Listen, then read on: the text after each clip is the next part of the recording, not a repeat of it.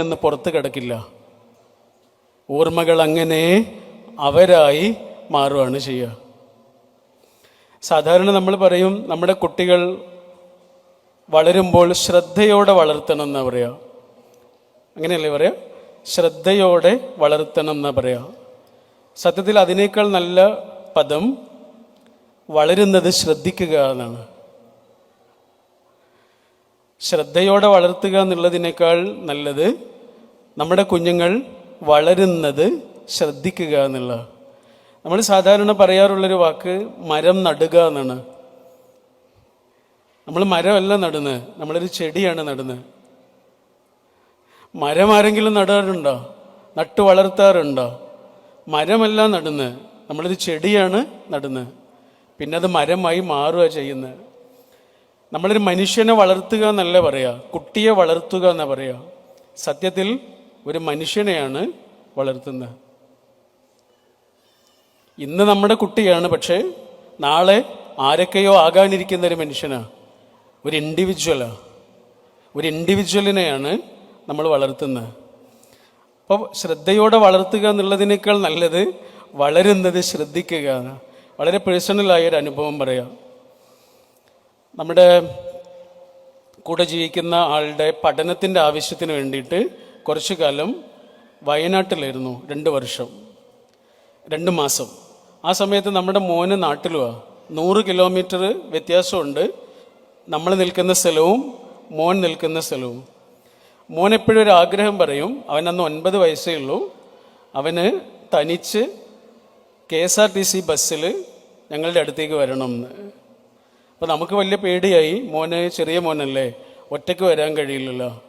പക്ഷെ അവൻ്റെ grand father ഒരു ധൈര്യം തന്നു. അങ്ങനെ ആ ധൈര്യത്തിൽ നമ്മൾ സമ്മതിച്ചു.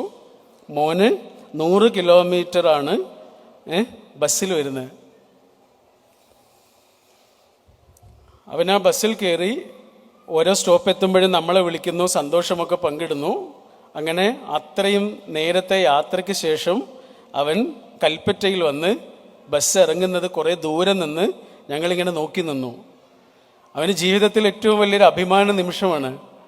അങ്ങനെ ആ ബസ്സിലെ ജീവനക്കാരോടൊക്കെ താങ്ക് യു ഒക്കെ പറഞ്ഞിട്ട് അവനിങ്ങനെ ഇറങ്ങി വന്ന് വളരെ അഭിമാനകരമായ നിമിഷം. ഇപ്പോഴും അവൻ ആ ദിവസത്തെക്കുറിച്ച് അഭിമാനത്തോടെയാണ് പറയുക.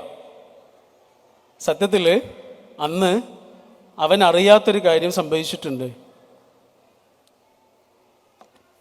ഞങ്ങളുടെ നാട്ടിൽ നിന്ന് കൽപ്പറ്റ വരെ ആ KSRTC ബസ് എത്തുന്നത്രയും സമയം ആ ബസ്സിൻ്റെ പിറകിലൊരു ബൈക്ക് യാത്ര ചെയ്തിരുന്നു. ആ ബൈക്കിൽ 63 വയസ്സുള്ള അവൻ്റെ ഗ്രാൻഡ് ഫാദർ ഉണ്ടായിരുന്നു. അവന് ഒരു കാറെടുത്ത് ആ കാറിൽ വയനാട് വരെ വേണമെങ്കിൽ എത്തിക്കാം. അത് ശ്രദ്ധയോടെ വളർത്തലാണ്. എന്നാൽ അവനെ ഒരു ബസ്സിൽ വിട്ടിട്ട് പിറകിൽ ബൈക്കും കൊണ്ടുവരുന്നത് വളരുന്നത് ശ്രദ്ധിക്കല. അവനെ ജീവിപ്പിക്കുന്നൊരാശയമാണ്. ഇതാണ് വ്യത്യാസം. ബൈബിളിലെ ദൈവത്തെ വിളിക്കുന്ന പേര് ഫാദർ എന്നാണ്. അപ്പ, അച്ഛൻ. മലയാളത്തിൽ അതിന് പരിഭാഷ കൊടുത്തത് പിതാവ് എന്നാണ്. ശരിക്കും കൊടുക്കാവുന്ന ഏറ്റവും നല്ല പരിഭാഷ അച്ഛൻ എന്നാണ്. ഞങ്ങളുടെയൊക്കെ നാട്ടിൽ പെട്ടെന്ന് വല്ല മുറിവുണ്ടായി കഴിഞ്ഞാൽ ഓടിച്ചെന്ന് പുരട്ടാവുന്ന ഒരു പച്ചമരുന്നുണ്ട്, ഒരു ചെടിയാണ്. അതിന് ഞങ്ങളുടെ നാട്ടിൽ വിളിക്കുന്ന പേര് അപ്പ എന്നാണ്.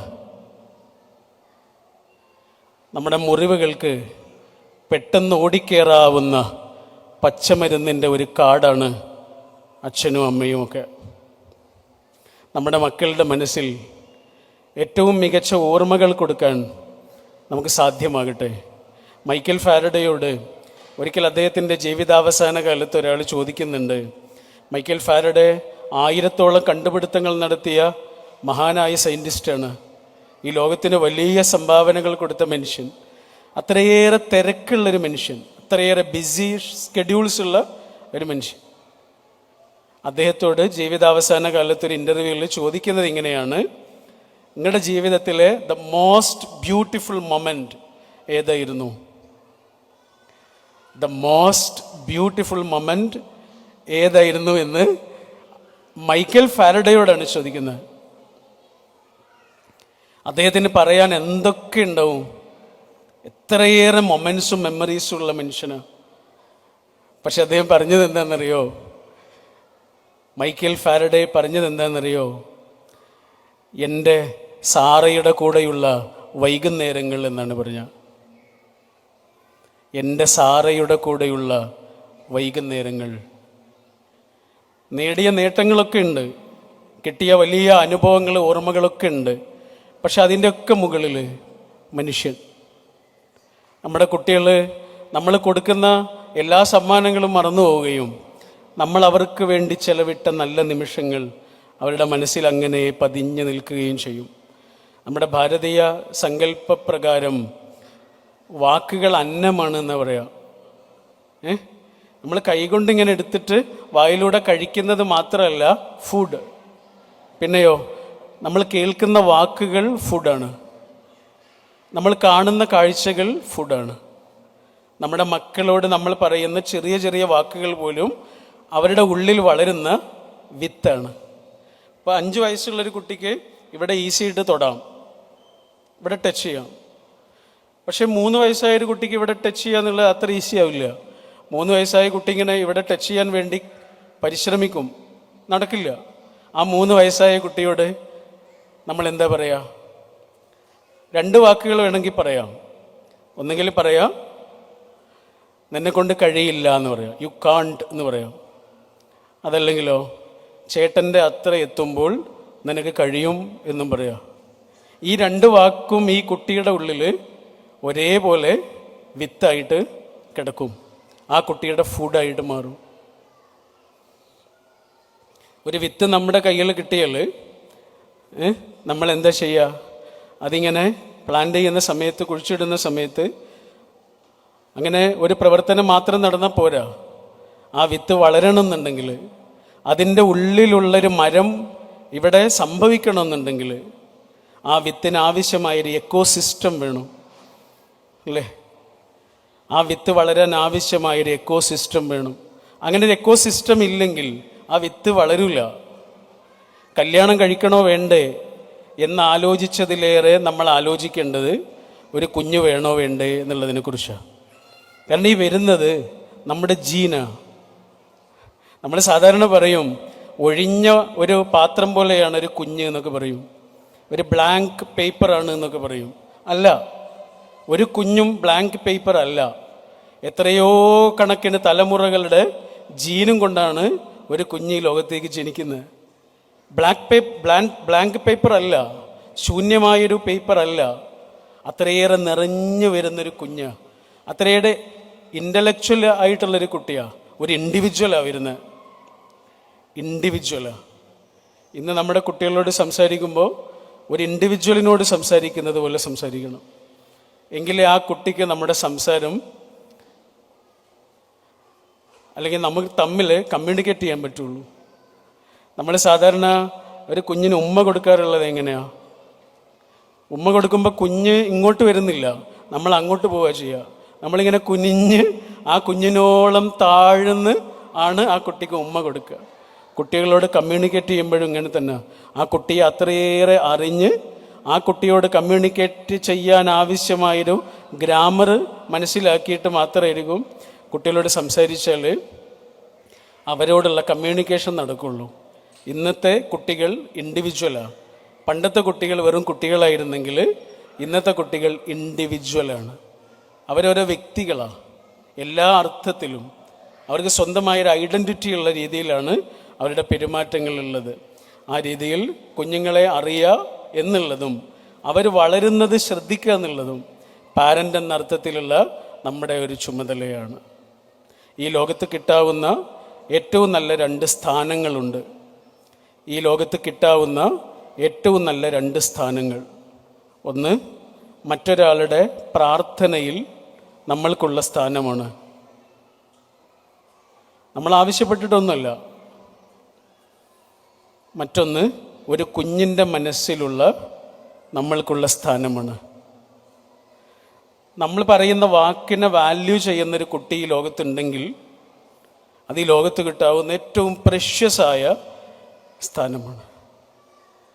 വായിച്ച ഒരു സംഭവം പറഞ്ഞുകൊണ്ട് വാക്കുകൾ അവസാനിപ്പിക്കുന്നു. മുറിവുകൾ എന്നൊരു പുസ്തകമുണ്ട്. മുറിവുകൾ, സൂര്യ കൃഷ്ണമൂർത്തി എഴുതിയിട്ടുള്ള മനോഹരമായൊരു പുസ്തകമാണ്. അതിലൊരു സംഭവം പറയുന്നുണ്ട്. ഒരു അച്ഛൻ പുതിയ ഒരു കാറ് വാങ്ങുന്നു. കാത്തിരുന്ന് കളക്ട് ചെയ്ത പണം കൊണ്ടാണ് കാറ് വാങ്ങുന്നത്. അങ്ങനെ ആ കാറ് വീട്ടിലേക്ക് കൊണ്ടുവന്ന് ഫാമിലിയൊക്കെ കാറിലിരുത്തിയിട്ട് ബീച്ച് കാണാൻ പോകുന്നു. ബീച്ചൊക്കെ കാണുന്നതിനിടയിൽ അവരുടെ ചെറിയ മോനുണ്ട്. ആ മോന് കാറിൻ്റെ അടുത്തേക്ക് ഓടിച്ചെന്ന് കാറിൽ എന്തൊക്കെയോ ചെയ്യുന്നുണ്ട്. അച്ഛൻ ഓടി വന്നപ്പോൾ കാണുന്നത് ഒരു ഇരുമ്പ് കമ്പ് കൊണ്ട് മോന് കാറിൽ എന്തൊക്കെയോ കുത്തി വരഞ്ഞിട്ടുണ്ട്. അച്ഛന് സഹിക്കാൻ കഴിയുന്ന കാഴ്ചയല്ല അത്. ഇരുമ്പ് കമ്പ് കൊണ്ട് പുതിയ കാറിൽ എന്തൊക്കെയോ കോറിയിട്ടിട്ടുണ്ട്. അച്ഛൻ ചെയ്യുന്നത് എന്താണെന്നറിയോ? ആ ഇരുമ്പ് കമ്പ് വാങ്ങിയിട്ട് മോനെ അടിച്ചു. നിയന്ത്രിക്കാനാവാത്ത ദേഷ്യത്തിൽ അച്ഛൻ മോനെ അടിച്ചു. കൃത്യമായി അടി കൊണ്ടത് മോൻ്റെ വിരലിനായിരുന്നു. ആ വിരൽ ഇങ്ങനെ പെടയുന്നുണ്ട്. കുറേ സമയം കഴിഞ്ഞിട്ട് മോൻ്റെ കരച്ചിൽ അവസാനിക്കുന്നില്ല.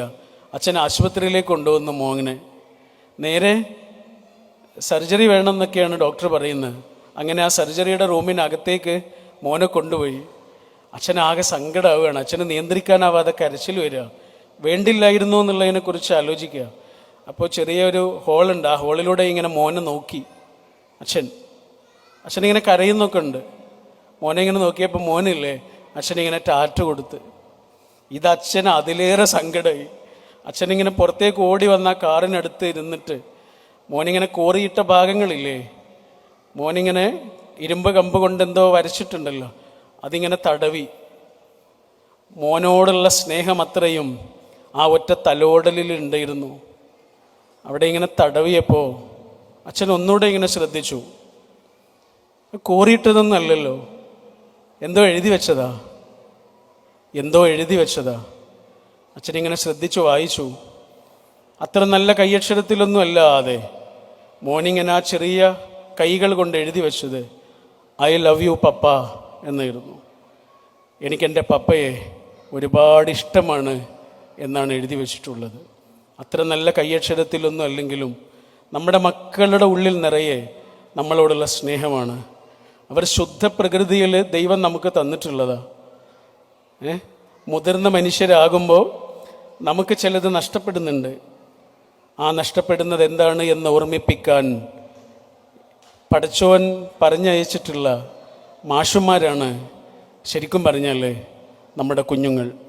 ആ കുഞ്ഞുങ്ങളുടെ മനസ്സിൽ നിറഞ്ഞ ഓർമ്മകളും സന്തോഷവും സമാധാനവും അവർക്ക് നൽകാൻ നമുക്ക് സാധ്യമാകട്ടെ. ഇംഗ്ലീഷിൽ സ്മോൾ ലെറ്ററിൽ ഐ എന്ന് എഴുതാറുള്ളത് ഒരു വരയും മുകളിലൊരു ചെറിയ ഡോട്ടുമാണ്. ഒരു വര മുകളിലൊരു ചെറിയ ഡോട്ട്, ഐ. അതിലൊരു അത്ഭുതമില്ല, ഐ. പക്ഷേ ആ വരയും മുകളിലെ ഡോട്ടും ഒന്ന് പതുക്കെ തിരിച്ചിട്ടാൽ ഒരു വരയും താഴെ ഒരു ഡോട്ടുമായിട്ട് മാറും. നമ്മളതിനെ വിളിക്കുന്ന പേര് എക്സ്ക്ലമേഷൻ എന്നാണ്, അത്ഭുതം എന്നാണ് വിളിക്കുക. ഓരോ ഐയുടെ അകത്തും മറഞ്ഞു കിടക്കുന്ന ഒരു എക്സ്ക്ലമേഷൻ ഉണ്ട്. അങ്ങനെ ഒരു അത്ഭുതം ഒളിപ്പിച്ചു വെച്ച ഒരു വിത്തിനെയാണ് ഈശ്വരൻ നമുക്ക് സമ്മാനിച്ചിട്ടുള്ളത്. സമയം അത്ഭുതകരമായ വിധം കടന്നു പോവും. നമ്മുടെ കുഞ്ഞുങ്ങൾ വലിയ മനുഷ്യരാവും. വലിയ മനുഷ്യരായി മാറുമ്പോഴും അവരുടെ ഉള്ളിൽ അച്ഛ അമ്മ ഏറ്റവും സ്നേഹപൂർവ്വമുള്ള ഓർമ്മയായി മാറട്ടെ എന്ന് പ്രാർത്ഥിച്ച് ഞാൻ എൻ്റെ വാക്കുകൾ അവസാനിപ്പിക്കുന്നു. മറിഞ്ഞു കിടക്കുന്ന ഒരത്ഭുതം തിരിച്ചറിഞ്ഞ മനുഷ്യനാണ് ഇവിടെ ഇരിക്കുന്ന സ്കൂളിൻ്റെ ചെയർമാൻ കെ മൂസ സാറ്. 19ാമത്തെ വയസ്സിൽ കല്യാണം കഴിക്കുന്നതിന് മുമ്പ് 4 ഓർഫൻ കുട്ടികളെ സ്വന്തം വീട്ടിലേക്ക് കൊണ്ടുവന്ന് അദ്ദേഹം സംരക്ഷിച്ച് ആരംഭിച്ച ഒരു വിദ്യാഭ്യാസ സ്വപ്നമാണിത്. 4 ഓർഫൻ കുട്ടികളെ സ്വന്തം വീട്ടിലേക്ക് കൊണ്ടുവന്നിട്ട് അവർക്ക് ഭക്ഷണം കൊടുത്തിട്ട് അദ്ദേഹം ആരംഭിച്ചൊരു പദ്ധതിയാണ്. ഈശ്വരൻ്റെ എല്ലാ ബ്ലെസ്സിങ്സും അതിൻ്റെ പിറകിലുണ്ടായിരുന്നു. ഇന്ന് കേരളത്തിലും പുറത്തുമായിട്ട് 20ഓളം സ്ഥാപനങ്ങളാണ് കേരളത്തിൽ ഒരൊറ്റ മനുഷ്യൻ്റെ നേതൃത്വത്തിൽ കിൻഡർ ഗാർട്ടൻ മുതൽ മെഡിക്കൽ കോളേജ് വരെയുള്ള സ്ഥാപനങ്ങളുള്ളത് പ്രസ്ഥാനങ്ങളുടെ കീഴിൽ കുറേ ഉണ്ടാവും. ഇതൊരൊറ്റ ആള് LKG മുതൽ മെഡിക്കൽ കോളേജ് വരെ നടത്തുന്നത് തൊടുപുഴയിലെ അൽ അസ്ഹർ സ്ഥാപനങ്ങളാണ്. ആ സ്ഥാപനങ്ങൾ ഒരൊറ്റ മനുഷ്യൻ്റെ സ്വപ്ന.